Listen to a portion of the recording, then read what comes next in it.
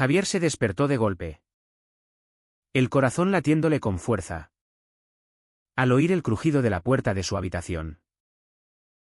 Su abuela, doña Carmen, entraba con una caja de cerillas en la mano y un puñado de cartas arrugadas en la otra. Sin una palabra, las arrojó al fregadero y prendió fuego, las llamas devorando las palabras de amor que él había escrito en secreto a Miguel, su compañero de clase. Javier, con solo 17 años, se quedó paralizado en la cama, el humo llenando el aire de la pequeña casa en Sevilla. Mientras ella lo miraba con ojos fríos y le susurraba, esto nunca existió. ¿Y si lo mencionas? Te echaré a la calle. Aquella noche de 1985. Bajo el régimen que aún dejaba ecos de represión en España, Javier sintió que su mundo se desmoronaba. Las cartas no eran solo palabras, eran la prueba de un amor que había florecido en las sombras de un instituto católico, donde Miguel y él se encontraban a escondidas en el patio trasero, compartiendo besos robados y promesas de un futuro juntos. Pero doña Carmen, viuda devota y guardiana férrea de las tradiciones familiares, había descubierto el secreto al registrar su habitación en busca de pecados. Javier no gritó ni protestó, el miedo lo atenazó. En lugar de eso, lloró en silencio mientras el fuego consumía sus confesiones. Y al día siguiente, fingió que nada había pasado. Miguel, al enterarse por un mensaje apresurado, decidió romper todo contacto para protegerlos a ambos, dejando a Javier solo con el vacío. Los meses siguientes fueron un infierno de silencio impuesto. Doña Carmen, con su autoridad incuestionable en la casa, lo vigilaba de cerca. Eres el único varón que queda en esta familia, le repetía, recordándole el legado de su abuelo, un militar franquista que había muerto en la guerra civil. Javier, huérfano de padres desde los 10 años, dependía de ella económicamente y emocionalmente. La presión social en Sevilla era asfixiante, los rumores sobre maricones circulaban como veneno. Y la Iglesia, aún influyente, predicaba contra cualquier desviación de la norma. Javier se sumergió en los estudios, fingiendo interés en las chicas que sus amigos le presentaban. Pero por dentro, el conflicto lo carcomía. ¿Era su amor un pecado, como decía la abuela, o simplemente una parte de él que no podía cambiar? Decidió enterrar sus sentimientos. En la universidad, en Madrid, se matriculó en Derecho, siguiendo el camino que doña Carmen había trazado para él. Allí conoció a Ana, una compañera ambiciosa y cariñosa, que lo ayudó a construir una fachada perfecta. Se casaron en 1992. En una ceremonia grandiosa en la Catedral de Sevilla, con doña Carmen bendiciendo la unión como si fuera su mayor logro. Javier, ahora de 24 años, se convenció de que podía vivir así, un matrimonio respetable, un trabajo en un bufete prestigioso, y 2 hijos que llegarían pronto. Pero las noches de insomnio lo traicionaban, soñaba con Miguel, preguntándose qué habría sido de él. La sociedad española evolucionaba lentamente tras la transición. Pero en su círculo conservador, coming out equivalía a suicidio social. Un día, en 1995, Javier recibió una llamada inesperada. Era Miguel, ahora un profesor en Barcelona, que había encontrado su número a través de un amigo común. Necesito verte, dijo, su voz temblorosa. Javier, con el pulso acelerado, Accedió a un encuentro en un café discreto de Madrid. Allí, Miguel le contó que había salido del armario años atrás. Que vivía con un compañero.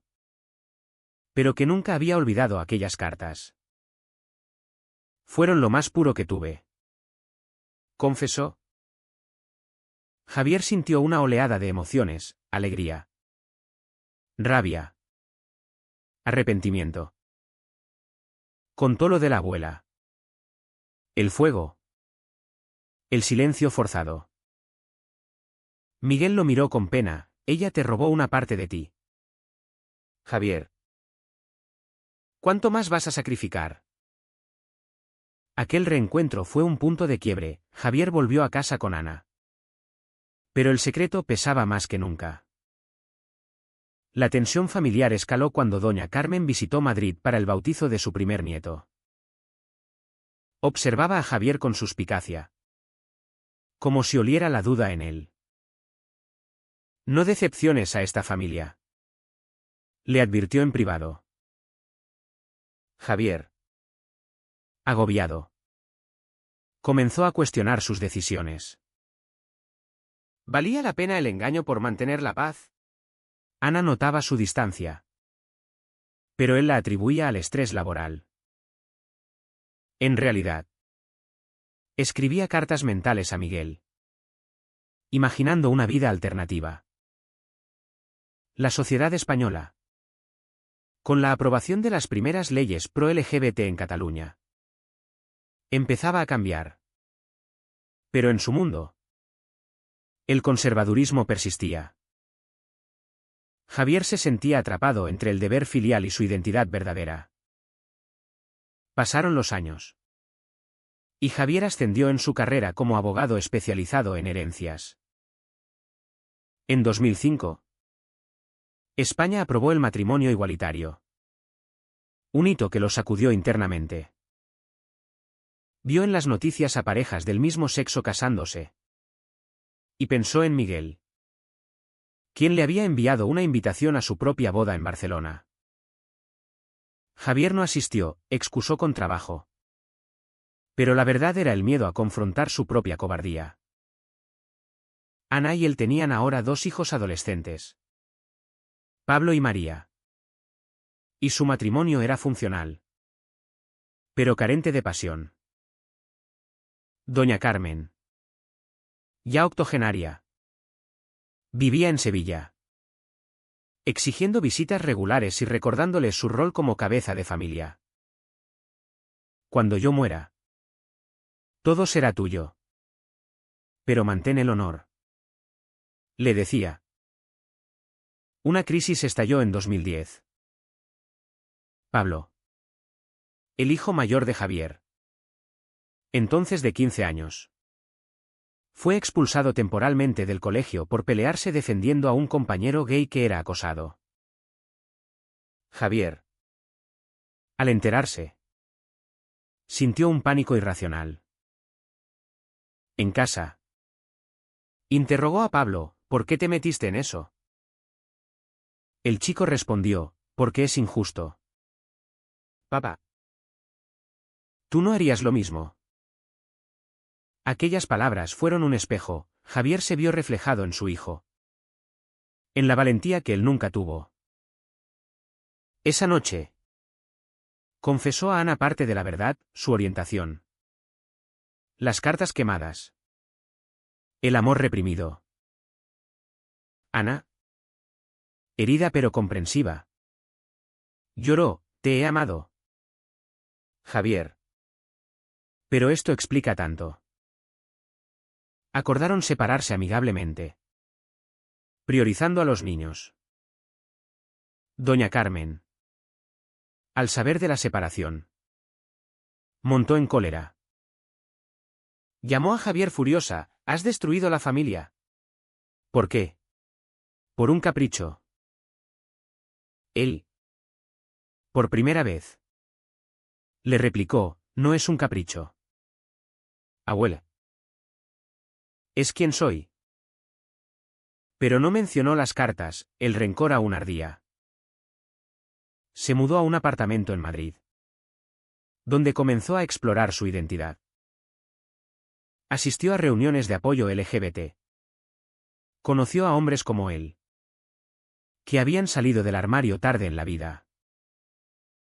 Uno de ellos, Carlos, un artista de 50 años, se convirtió en su primer amor real desde Miguel. Con Carlos, Javier experimentó la libertad, caminatas por Chueca, besos en público, sin miedo. Pero el precio fue alto. Doña Carmen cortó el contacto, desheredándolo verbalmente.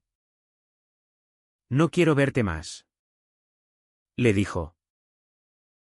En 2015, Miguel reapareció en su vida a través de una red social. Su matrimonio había terminado y buscaba reconectar. Se encontraron en Sevilla, en la misma plaza donde solían verse de adolescentes. He perdonado el pasado, dijo Miguel. Javier, emocionado, compartió su salida del armario. Pero la conversación derivó en reproches. ¿Por qué no luchaste por nosotros entonces? Javier culpó a la abuela, a la sociedad. Miguel lo abrazó. El pasado nos moldeó, pero no nos define. Aquel encuentro reavivó viejos sentimientos. Pero Javier eligió a Carlos, priorizando la estabilidad. Sin embargo, la traición de la abuela pesaba. Decidió confrontarla. Viajó a Sevilla, pero ella lo recibió con frialdad. No hay nada que discutir.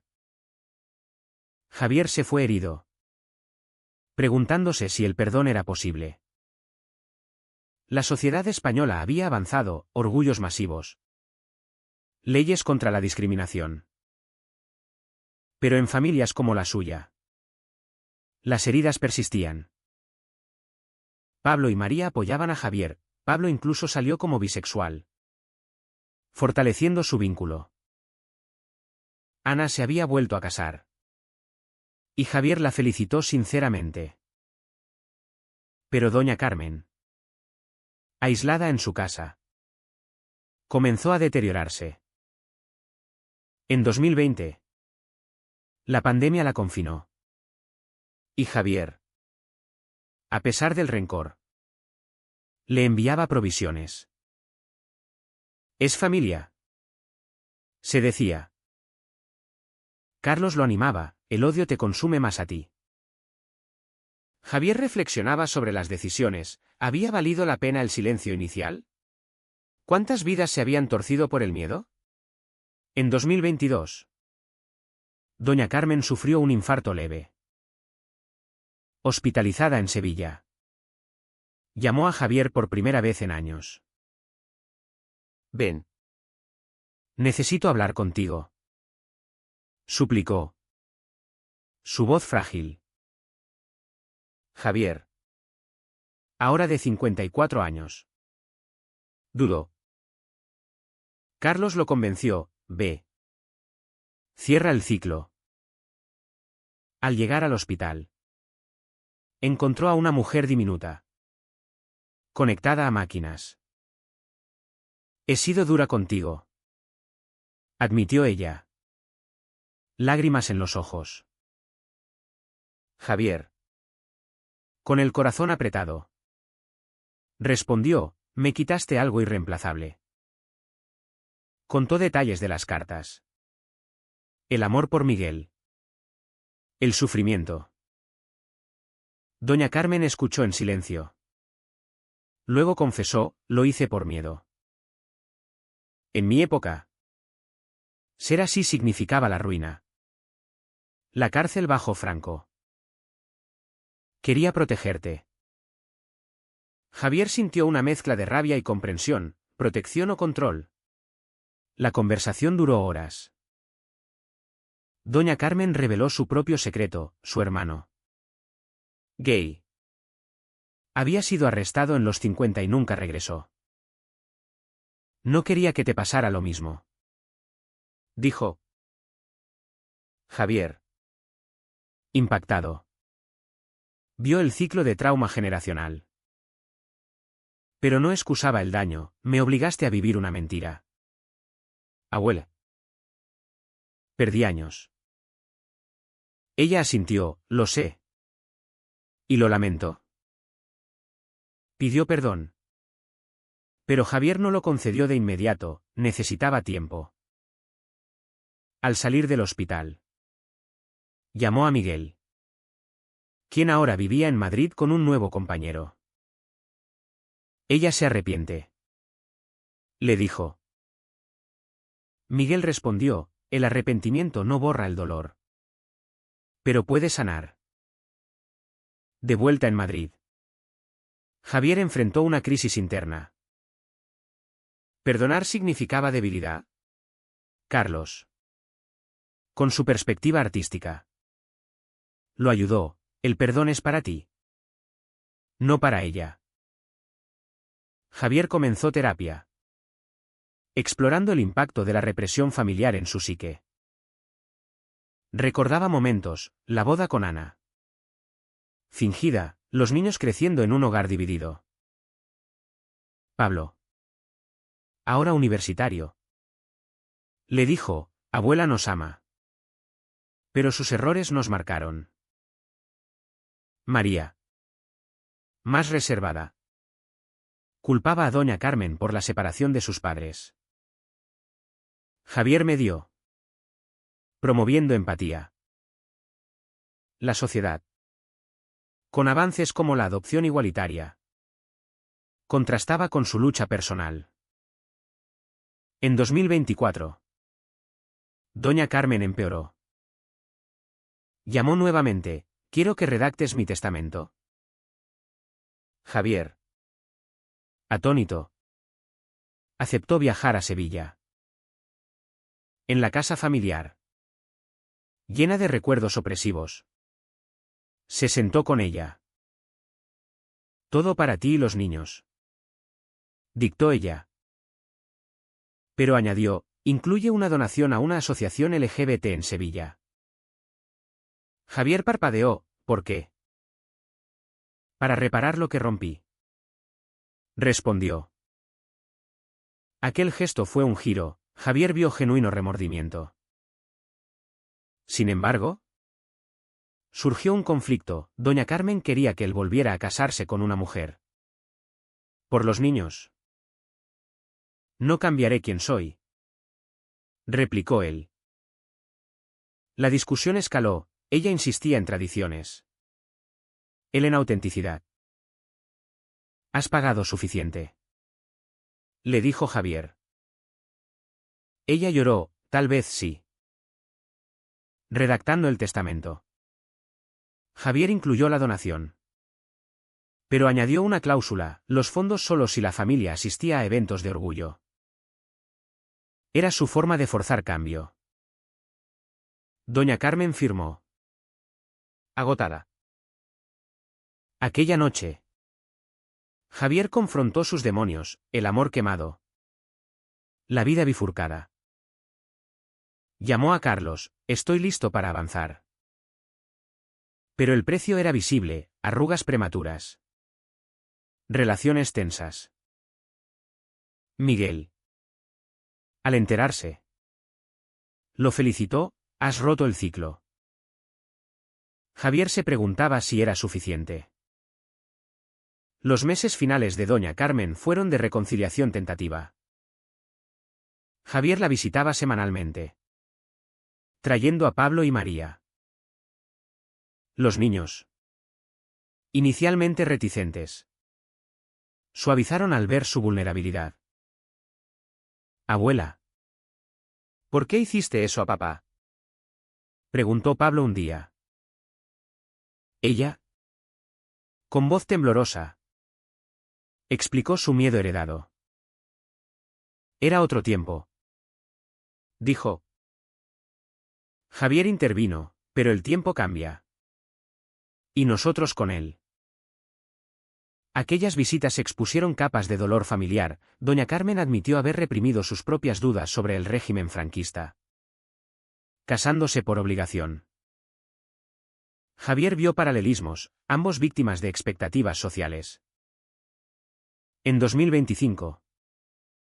Doña Carmen falleció pacíficamente. En el funeral. En Sevilla. Javier pronunció un eulogio honesto, fue una mujer fuerte. Marcada por su época. Que cometió errores pero buscó redimirse. Miguel asistió. Apoyándolo en silencio. Carlos. A su lado.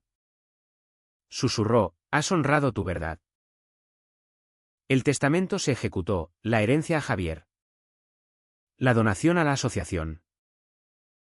Javier usó parte para fundar un grupo de apoyo para familias LGBT en Andalucía. Honrando el legado torcido. Ana. ¿Presente? Le dijo, hiciste lo correcto. Reflexionando. Javier escribió un diario, las decisiones habían costado caro. Perdió años de autenticidad. Pero ganó resiliencia. Pablo y María crecieron abiertos. Libres de prejuicios. Miguel. Ahora amigo cercano. Compartía, nuestro amor fue el catalizador. Carlos y él planeaban casarse. Un cierre simbólico. La sociedad española. Con orgullo en cada ciudad. Reflejaba el cambio. Pero Javier sabía que en hogares conservadores las batallas persistían. Al final. Javier se preguntaba, ¿fue el perdón a doña Carmen un acto de fuerza o de resignación? ¿Puede el remordimiento tardío absolver daños irreparables? ¿O solo mitigarlos? ¿Tú qué piensas? ¿El sacrificio por la familia justifica reprimir la identidad? ¿O siempre debe prevalecer la verdad personal?